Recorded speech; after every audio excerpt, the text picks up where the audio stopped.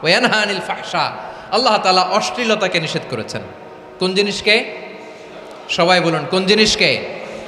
যত ধরনের, যত টাইপের, যত ক্যাটাগরির অশ্লীলতা হতে পারে সব অশ্লীলতাকে হারাম করেছেন কে?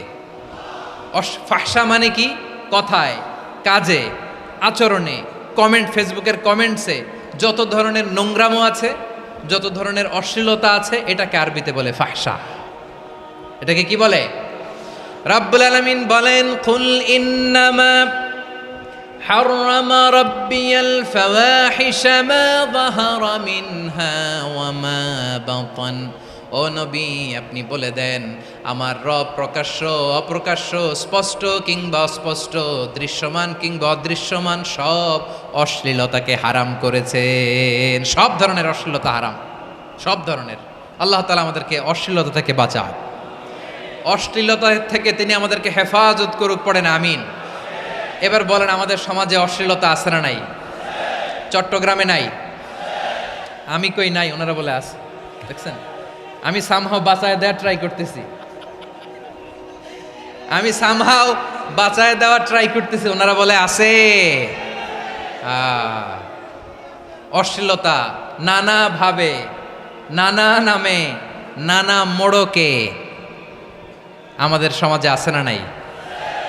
সংস্কৃতির নামে, ফ্যাশনের নামে, বিনোদনের নামে, উপন্যাসের নামে, কনসার্টের নামে অশ্লীলতা আছে না নাই? আপনি দেখেছেন কনসার্টগুলোর অবস্থা?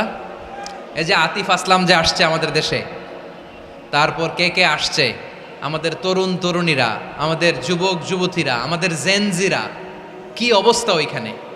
হ্যাঁ, কি অবস্থা? কে বাঁচাবে ওদের? কে রক্ষা করবে ওদের ইমানের, ওদের চরিত্রের হেফাজতের গ্যারান্টি কে দিবে? কনসার্টের নামে অশ্লীলতা আছে না নাই? ছেলে মেয়ে একে অপরকে জড়ায় ধরতেছে, একে অপরকে চুমু খাচ্ছে, প্রকাশ্যে, দিবালোকে, গণমানুষের সামনে। আল্লাহ তাআলা এই অশ্লীলতা থেকে আমাদেরকে বেঁচে থাকতে বলেছেন, বেঁচে থাকতে বলেছেন। রূপালী জগতের নামে অশ্লীলতা আছে না নাই? এই টার্মটা আপনারা জানেন না? রূপালী জগৎ কি জগৎ? আসলে কি রূপালী জগৎ না অন্ধকার জগৎ? আমার বোনেরা, আপনাদেরকে যে কি বলে তারা বুঝায়, রূপালী জগৎ শুনেই আপনি ভরকে যাবেন না। রূপালী জগতে যে নারী যত বেশি উলঙ্গ, সে নাকি তত বেশি সাহসী।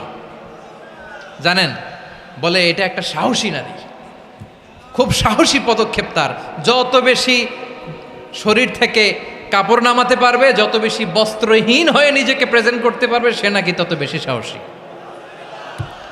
আমার চট্টলার ভাইয়েরা, শয়তানের প্রথম এজেন্ডা ছিল বনি আদমকে বস্ত্রহীন করা। সে আদম এবং হাওয়া আলাইহিস সালামকে নিষিদ্ধ গাছের ফল খাইয়ে তাদেরকে বস্ত্রহীন করেছে। এই জামিনেও সে আমাদেরকে বস্ত্রহীন করতে চাইবে। এই রূপালী জগতের নামে তারা এটা করে। আমার প্রিয় বোনেরা, আপনি জানেন না আপনার দাম কত। ওরা আপনাদেরকে বিজ্ঞাপনের সস্তা পণ্য বানাতে চায়। ওরা আপনাদেরকে ওদের ভোগের লিপসার টুলস বানাতে চায়। ওরা আপনাদেরকে দিয়ে ওদের খায়েশ পূরণ করতে চায়। এটা আপনাদের জন্য মোটেও ডিগনিটি নয়, এটা আপনাদের জন্য সম্মান নয়। আপনার সম্মান শালীনতায়, আপনার সম্মান হেজাবে, আপনার সম্মান ভদ্রতায়, আপনার সম্মান আপনার ডিসেন্ট পোশাকে। পোশাক বলে দেয় এই নারীটা ভদ্র না অভদ্র। পোশাক বলে দেয় এই মেয়েটা কোন ঘরের মেয়ে। আওয়াজ করে বলেন ঠিক কিনা?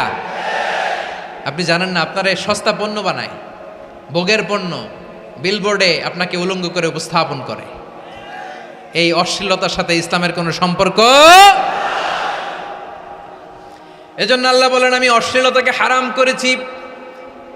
অশ্লীলতাকে হারাম করার প্রথম কারণ হলো এর মাধ্যমে মানবতাকে অপমানিত করা হয়। কারণ মানুষের সম্মান মানুষের পোশাকে।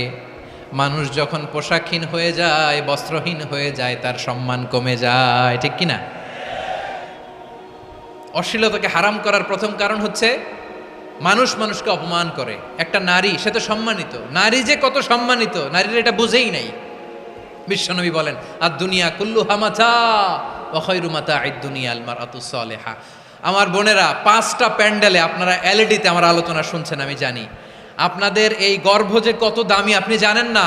আপনার পেট থেকেই আসবে আগামী দিনের সালাহুদ্দিন আল আইয়ুবী। আপনার পেট থেকেই আসবে অনাগত দিনের ইমাম মাহদি আল মুনতাজার। আপনার পেট থেকেই আসবে অনাগত দিনের ফয়সাল, ওয়াসিম, মুগ্ধ, আবু সাইদের মতো বীর যোদ্ধা।